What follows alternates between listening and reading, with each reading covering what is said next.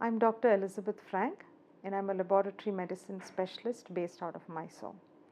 I sit on the executive board of the Education and Management Division of the International Federation of Clinical Chemistry and Laboratory Medicine. This is a worldwide organization based out of Milan, Italy. I'm also the secretary for the Asian Pacific Federation of Lab Medicine, and that is based out of Singapore.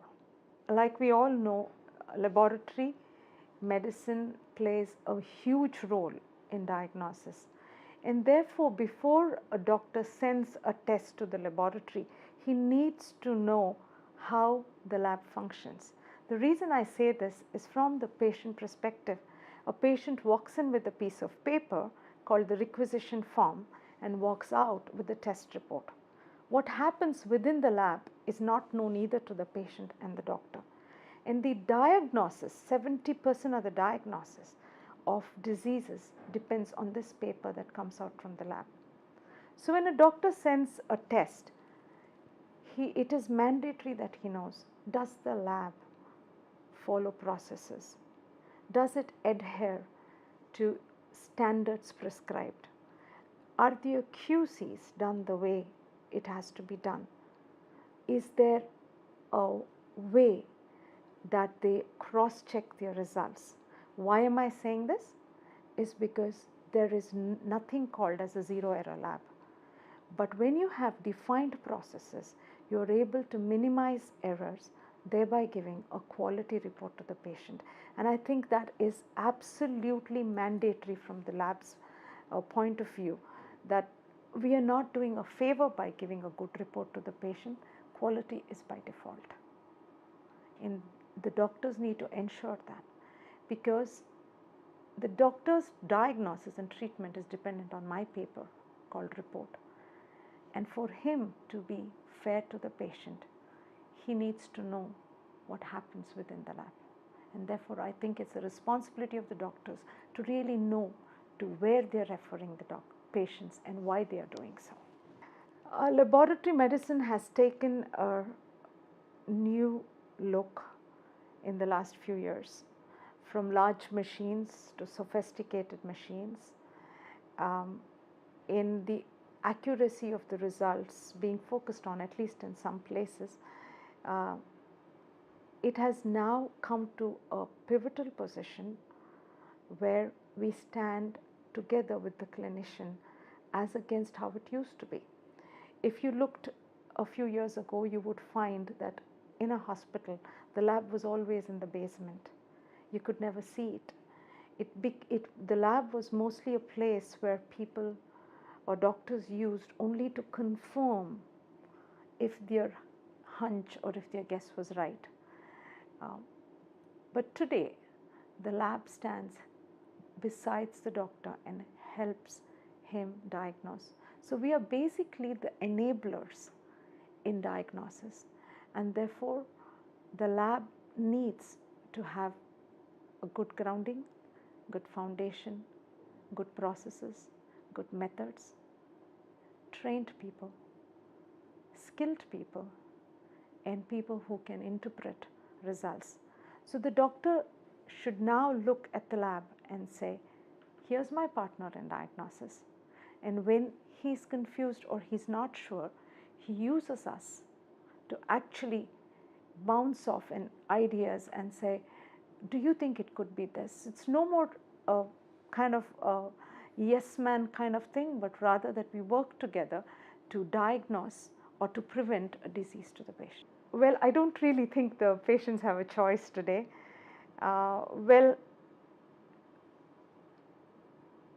By default, the patient goes to where the doctor directs him.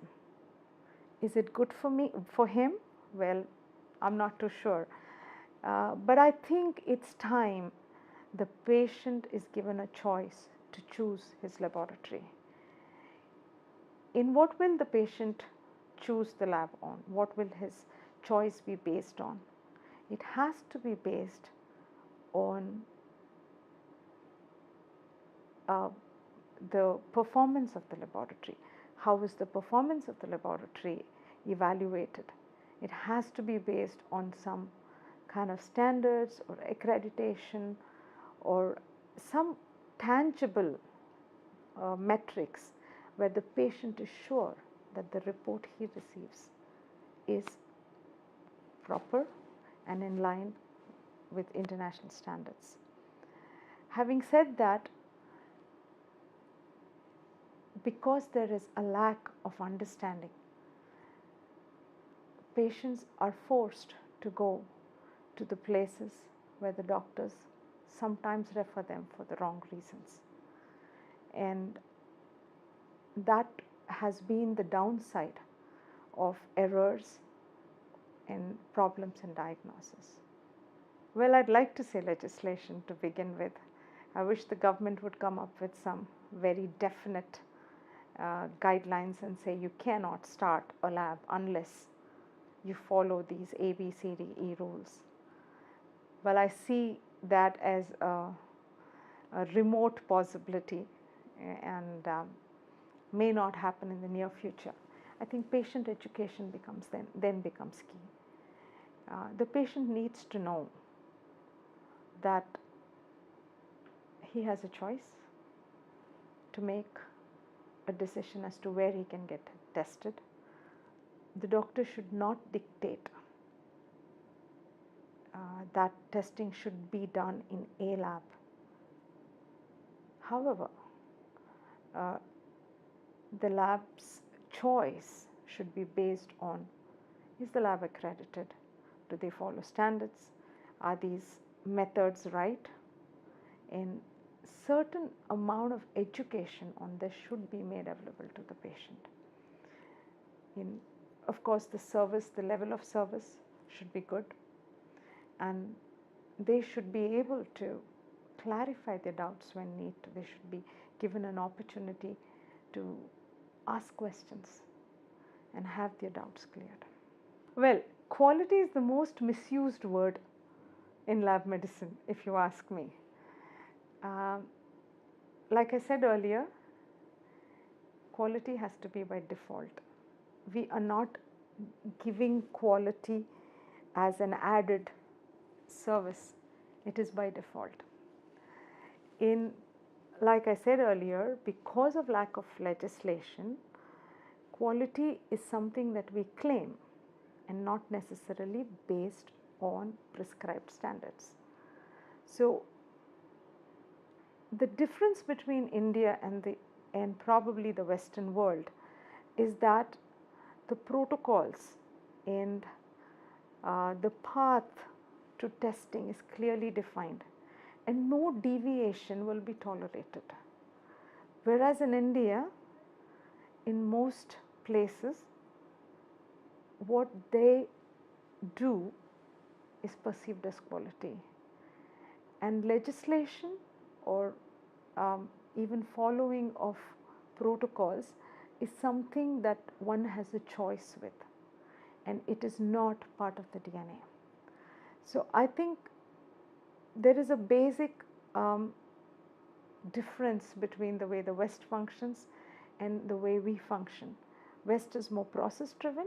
It has its downsides, but at the same time it keeps the process well controlled, while our processes mostly are more impromptu and based on, we kind of manage as we run along.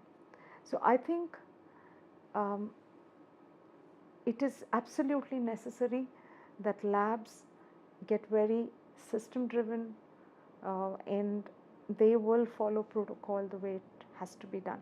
Having said that, there are a few labs in this country who do have very tight systems, but that does not explain our entire environment, because most of the diagnostic industry is not organized, and therefore each place functions in their own manner.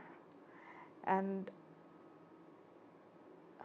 coming to the small problem that you described about, I think that is the basic problem in this country, is because the doctors take referrals and the lab gives referrals.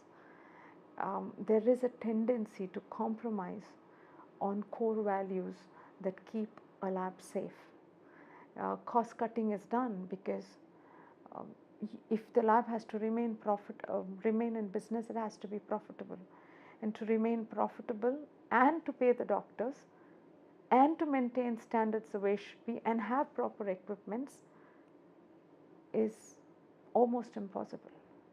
So therefore there is a complete degeneration of of processes and of how labs are run. I think this needs to be dealt with at the legislation level, at the doctor level, and at the patient level. The patient needs to be made aware. The doctor needs to also understand that if the lab has to give quality, that they have to follow processes which will cost them. More important is that the government needs to come down heavily and stop this, because the patient should be given a chance to get good diagnostics without having to pay, in addition to the cost of testing, the cost of commission.